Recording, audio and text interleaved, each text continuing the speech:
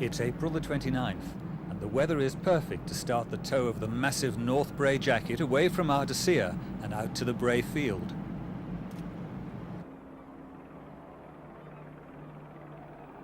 After almost 4 years of design and construction, the 22,500 ton structure is finally on the move.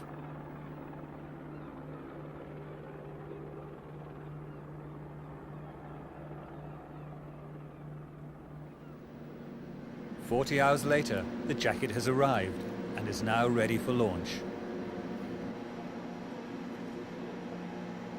Moving. The jacket is moving. Yeah, we started. There goes another marathoner on the move.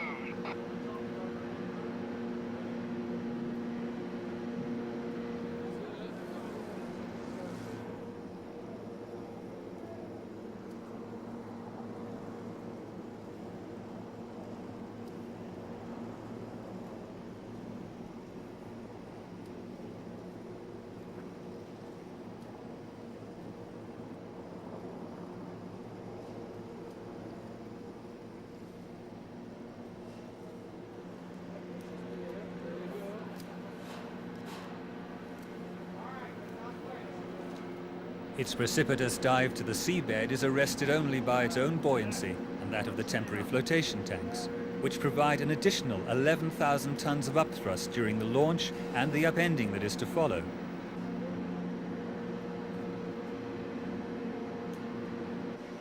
Watson standing beside me, he blessed it, and all the men that worked on it, so it's had a good blessing for a good start. Ballasting the jacket is controlled from this capsule, while its position is maintained by mooring wires and tugs.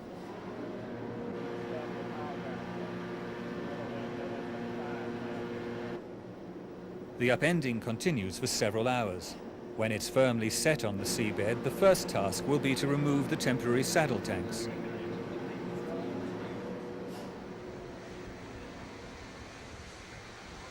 By releasing hydraulically 4 underwater connectors, the tank is freed of the structure.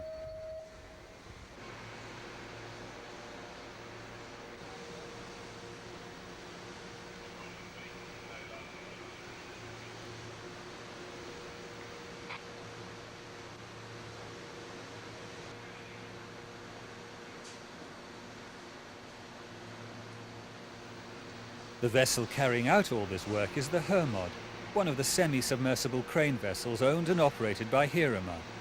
With 2 large cranes and a crew of 250, it's well equipped for the tasks ahead.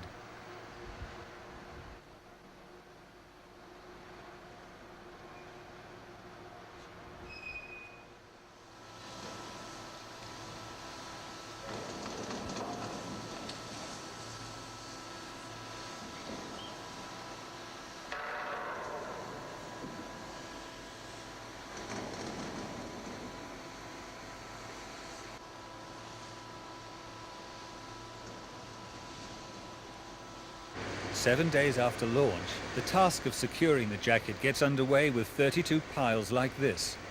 Each one is 84 inches in diameter and weighs over 300 tons.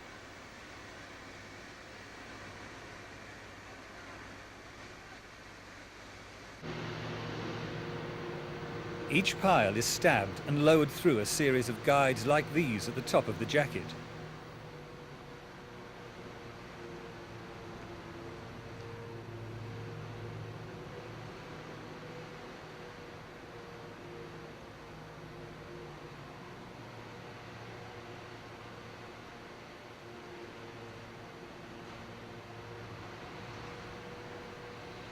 The long piles are handled with ease by the enormous cranes on Hirama's vessel.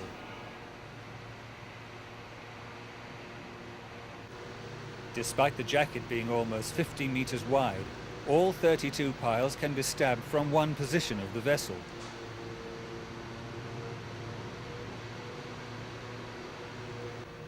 The lowering continues until the pile comes to rest inside its sleeve at the base of the jacket.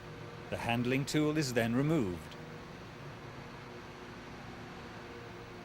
Underwater hydraulic hammers like this, itself shaped like a pile and weighing over 300 tons, are used to drive the piles deep into the seabed.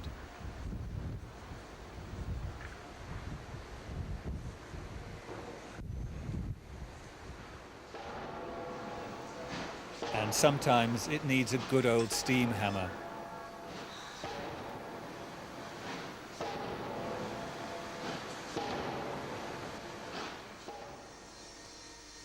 Whilst the piles are grouted to their individual sleeves, preparation for setting the module starts.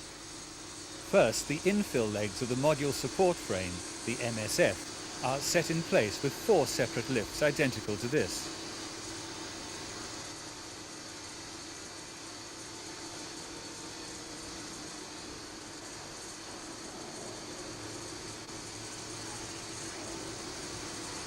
When the 16 legs have been welded out, all is ready for the setting of the 2 MSFs which have now arrived in the field.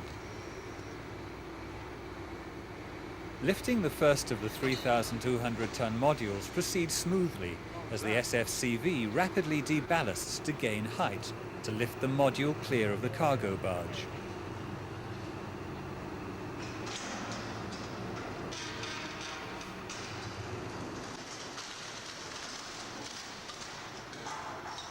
Well, with some exceptions.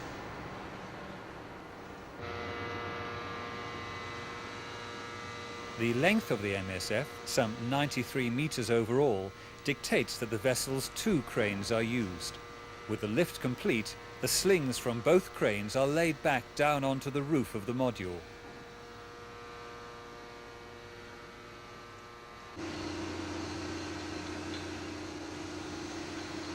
Making the most of a spell of calm weather, the vessel up anchors and moves to the other side for the lift of the second MSF, but not before the last of the flotation tanks have been removed from the jacket.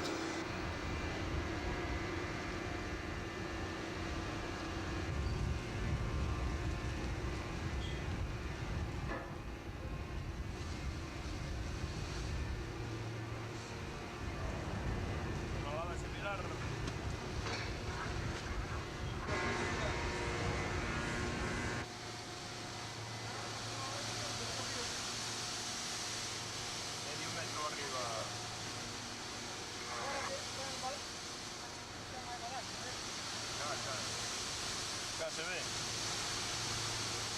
Va a quitar la foto este.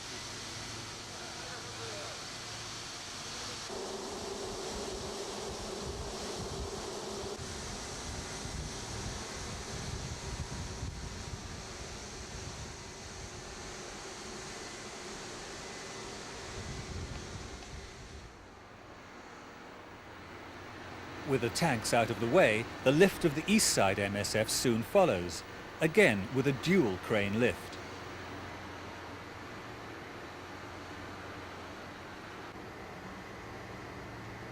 With the load secure in the cranes, the SSCV is slowly moved in on its anchors until the module is right over its final position.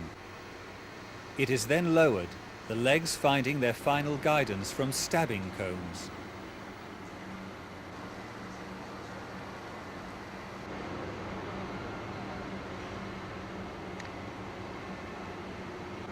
Each of these slings typically weighs 30 tons and is 12 inches in diameter. With the lift in place, the welding of the legs and 8 diagonal braces continues apace.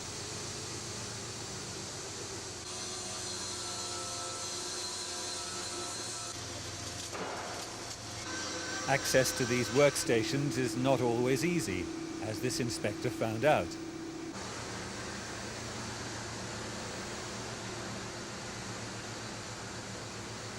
By mid-June, 6 weeks after launch, the east side modules are in place and work continues with the build-up of the west side.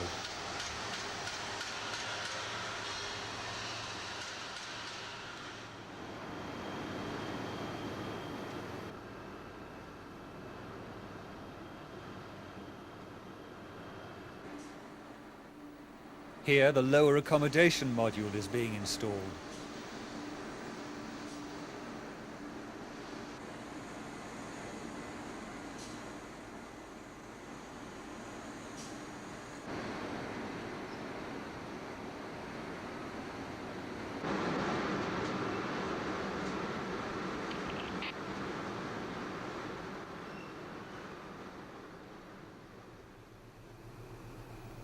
The drilling modules arrive on what must surely be the calmest day of the year.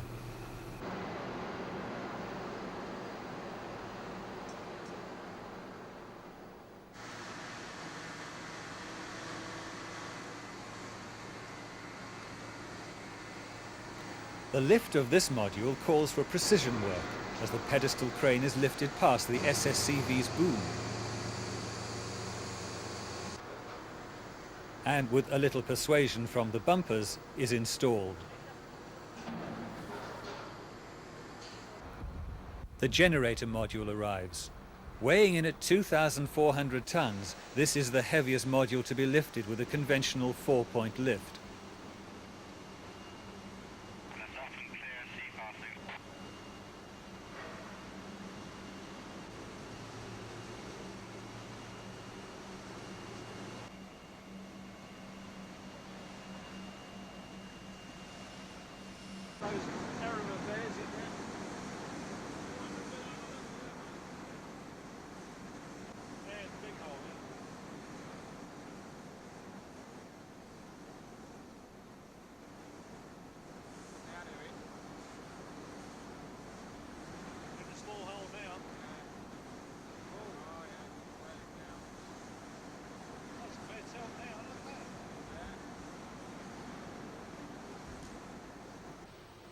A small crew always transfers to the platform before each lift, including the superintendent, who is responsible for seeing the module down into position.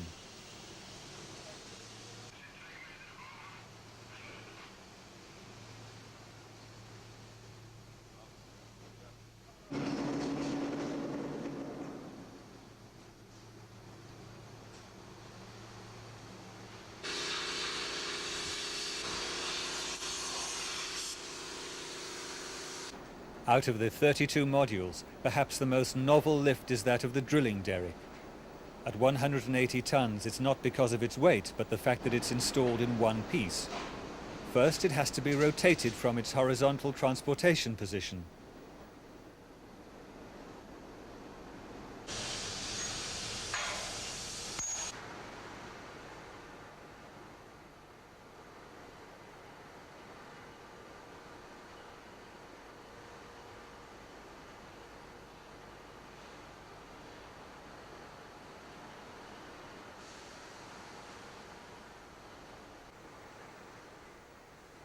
Once vertical, it's installed high up onto the substructure.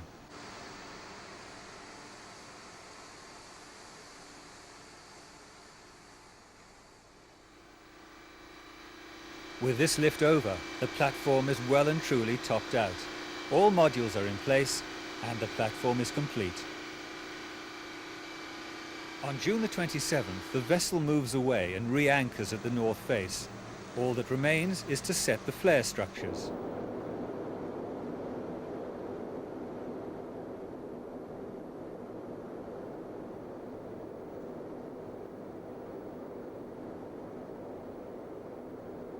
Right on cue, the flare jacket arrives. But predictably, it's lifted off the barge in the middle of the night. By first light, it's already well on the way to being upended.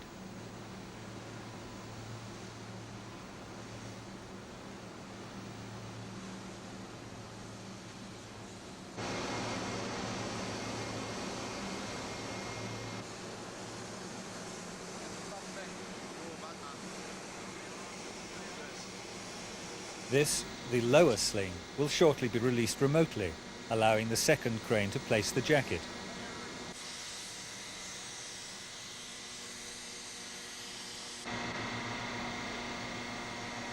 With the sling clear and a last-minute check, the flare jacket is set.